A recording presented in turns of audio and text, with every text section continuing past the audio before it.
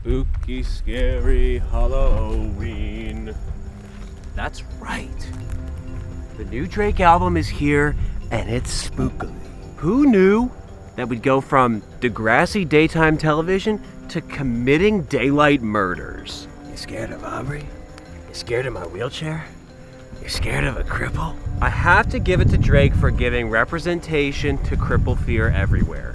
Even if you're immobilized, you can still move some death weight. The album's been out for less than 24 hours. It's been the real scary hours. This album, sonically very dark, matches the mood of the album art. You just have Drizzy coming through on just like some singing down-tempo stuff, but also, yes, I am scary. The beats here are even more flurry of synthy goodness that, honestly, it just kind of sounds like some Ye shit in a way. Fun little synthy, weird little sounds. I can't wait to listen to this 25 more times today. So let's talk about the features. There's no Cardi on here. Fans are a little bit concerned. He's pulling out of all of his promised features for what? This integrity image of pissing everybody off and just being like a little bit of a pretentious vamp?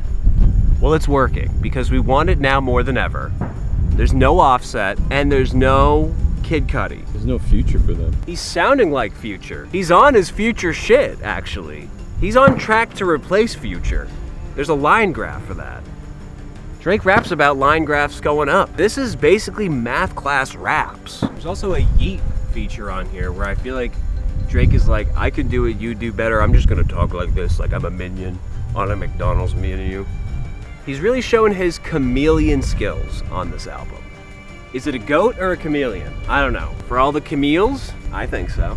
Camellia Harris. So Camellia Harris comes out wearing the Yeezy Peppers off of Air Force One and says, you don't have enough SZA on this album, Drake. We need a little bit more Sexy Red and SZA on here. Which, I don't know, is that like Drake trying to circumnavigate his own red for a different one? But I want to talk about the similarities that I've been witnessing between the fateful rollout of 2021 CLB versus Donda and how this is actually kind of mirroring what's going on now. Because within the last month, there have been countless Ye leaks. A documentary, Netflix is in shambles, the streaming services are canceled. Every possible Ye song under the sun has been released.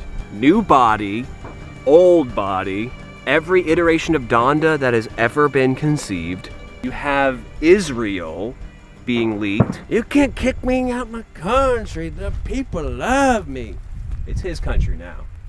Ever since that Netin bit, he's been the real superpower over there. It's worth noting that right up before the release of CLB 2, Ye was trending heavily more than Drizzy. And I can't help but feel like this is very intentional. Like, they're on some superhero mega mind games. So whether it be Yesuke, a new 𝓓𝓻 joint, or something else, Donda 3, I would just say keep your eyes and ears posted and peeled. Drake didn't even mention Ye in that list he dropped.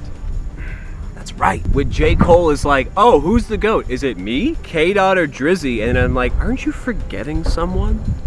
Aren't you forgetting your granddad who birthed you? You're really gonna show up to Grandpa's birthday party and not give him a gift? I mean, all this talk about GOAT talks, and it's like this lying by omission, it feels like. I think he wanted to be the same as effect as the Control verse, but it did the exact opposite. Because that was like, you should be nervous if you're not mentioned, and now it's like, you should be nervous if you were mentioned. If you weren't mentioned, you've won. It's like the real off-screen villains. Drake is even like, oh yeah, you want to paint me out to be the bad guy? Drake, I think you want to think that you're being painted as the bad guy. I think that's a you thing, because you're quite like the lovable teddy bear. truth be told. You know, you're like balancing this image of like, oh, look at me, I'm the father figure of the year, I'm the rich daddy. But I'm also a serial killer mercenary for hire. This ain't no Michael Fassbender the Killer shit by David Fincher. This is like the Teletubby serial killer. This is like, how do I become a hardened criminal while also showing up for my child's basketball game? Still though, I just can't get over about the sounds I'm hearing on this project. I'm so excited because it feels like Drake is being Drake on this album. Whereas you have Honestly Nevermind, where it was this very fun and fluid and different thing that I accepted with open arms. Personally, my favorite Drake project. Followed up by the 21 Savage Catastrophe, which I felt ruined the stock a little bit. Him coming back, what he can do, and this isn't even on some Take Care shit. This isn't even on some Nothing Was the Same shit. This is like, oh, I'm in this new era, but I'm just gonna be Draking it up. I'm gonna sing, I'm gonna rap, I'm gonna be a little scary, I'm gonna have some piano ballads on here, I'm gonna have some lyrics that make you think about your ex in a toxic way, where you feel vindicated. Do you think Drake is perpetually 25 years old? You know, Drake does rap about 25-year-olds on this project in a way where it can't just be an excuse that you're 25, even though he's acting like he's 25 all the time. You know, I think we kind of like that Drake. We like the irresponsible Drake, but he's balancing with this like, oh yeah, and I paid my kid $1 million just to use his goat cover art, so I'm actually a good dad, but I'm also not. Drake, you think you're a bad dad when you're just a very loving individual. Your heart is full of love. I can see it and feel it. Throughout this whole album, you're opening the door for people, you're saying thank you, you're texting your enemies goodnight, I love you.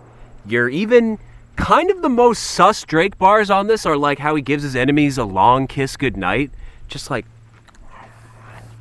what are you doing, Drake? You're open mouth kissing your enemies?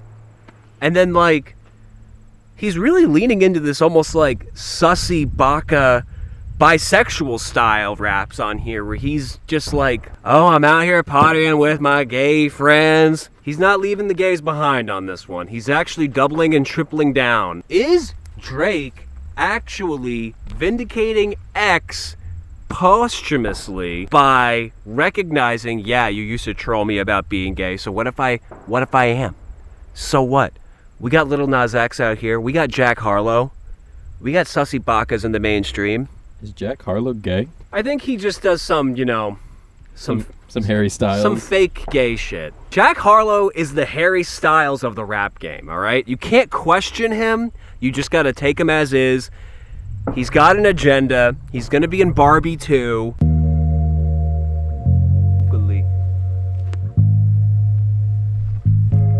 should have got you for dude.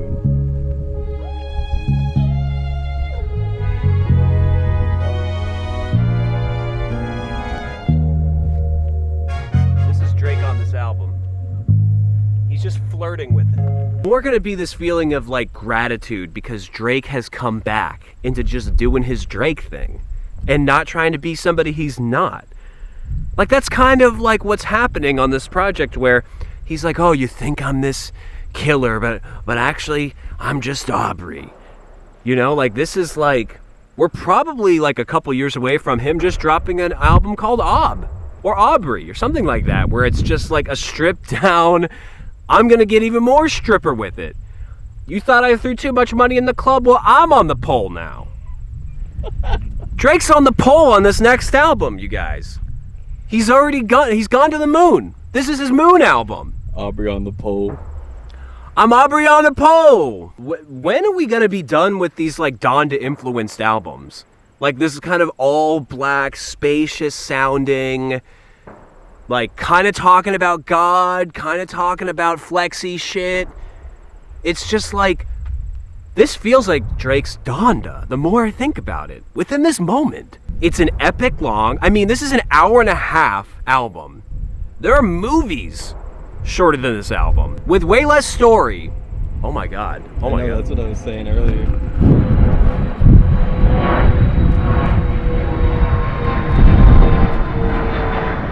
That's some bullshit right there. I feel like I'm back on the island. Drake is coming back for the Lost revival, everyone. And it has been confirmed after listening to this album. He just flew by. That was Drake flying by on Drake Force One. And he gives 2 thumbs up. He gives 2 Aubrey's on that. 2 6s. This is a 12 out of 10 album. Okay, see you next one. That's all I know, man. You can't keep. You hear that new Earl sweatshirt? Whew. First of all, he makes us download this NFT shit, and then I'm fairly certain he changed up the album for streaming. In some ways it's better because we get more Vince Staples on there, who deserves the credit where credit is due. Plus The Alchemist, mwah. Great beats. Not a lot of drums. Some of them do have drums. I like the ones with the drums, I like the ones without the drums. I don't really like that Mike song though. I like Mike as an artist and in theory, but that Mike song, I do end up skipping it. I don't know why. Check it out, Vardar. Vardar. You go to a wedding, you ask where the Vardar's at.